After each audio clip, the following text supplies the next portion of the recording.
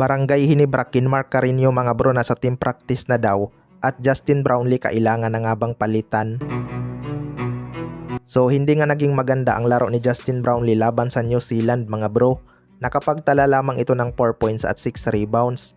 Malayong malayo nga sa expectation sa kanya mga bro. Pero alam naman natin sa sistema ni Coach Tim Con, bihira lang makakapuntos ng 30 points pataas ang isang player, lalo na sa Gilas Pilipinas na halos puro talented. Kaya nababalance nga ang kanilang scoring. Maraming ang nagsasabi na kailangan na daw palitan si Justin Brownlee. Well, para sa akin mga bro, hindi talaga maitatanggi na mapapalitan itong si Justin Brownlee. Hindi lang off night ang dahilan kaya bumaba ang kanyang performance. Kasama na nga dyan ang kanyang edad kaya may pag-decline na sa kanyang laro. Unguardable nga itong si Justin Brownlee noong bata-bata pa ito. Halos walang ang makapigil sa kanya. Pero ngayon nga ay ang bilis niya nang mapagod at parang hindi na siya ganun katreat sa opensa. Planado din ng New Zealand kung paano dipinsahan si Justin Brownlee mga bro. Nagko-commit nga sila ng double team sa kanya at pinagod talaga nila ito kaya hindi nakabuelo.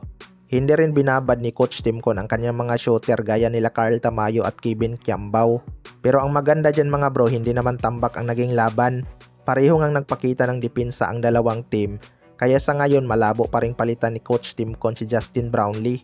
Sa kabilang banda naman mga bro, Barangay Hinebra Kinmark Carino nasa team practice na daw. Ito ngang si Kinmark Carino ang bagong kabarangay mga bro. Matagal na kasi itong naro-rumors na kunin ng Barangay Hinebra at ngayon palang natuloy. Ayon nga sa source mga bro, nasa team practice na daw itong si Kinmark Carino. Well, para sa akin mga bro, malaking addition talaga tong si Kinmark Carino sa frontcourt ng Barangay Hinebra, lalo na't kailangan nila ng big man. Pero wag muna tayong mag-expect ng malaki sa kanya mga bro dahil kakabalik pa lang nito galing sa injury. Hindi rin naman ganun ka-impressive ang kanyang performance sa Tira Perma Jeep noon.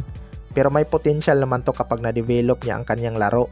Kaya lang kung titingnan natin mga bro, manipis nga itong si Kinmark Carino kumpara sa ibang big man. Pero kaya naman siguro nitong makipagsabayan kahit papaano. Mabuti na rin to kapalitan ni Japit Aguilar dahil parang upgrade na din to kay Ben Adamos. Hindi kasi nagagamit si Ben Adamos mga bro dahil undersized big man nga siya. Mas matangkad kasi itong si Kinmark Carino kaysa sa kanya. Wala na ring available big man na pwedeng makuha ang Barangay Hinebra bukod sa kanya. Sana lang maganda ang maipakita ni Kinmark sa Barangay Hinebra at maibigay niya ang expectation ng mga fans sa kanya. Hindi nga madali ang sistema ni Coach Tim Con kaya kailangan niya makasabay agad sa team practice para na rin makabuo ng chemistry sa kanyang mga teammate. Kaya abangan na lang natin. Kayo mga bro, anong masasabi nyo tungkol dito?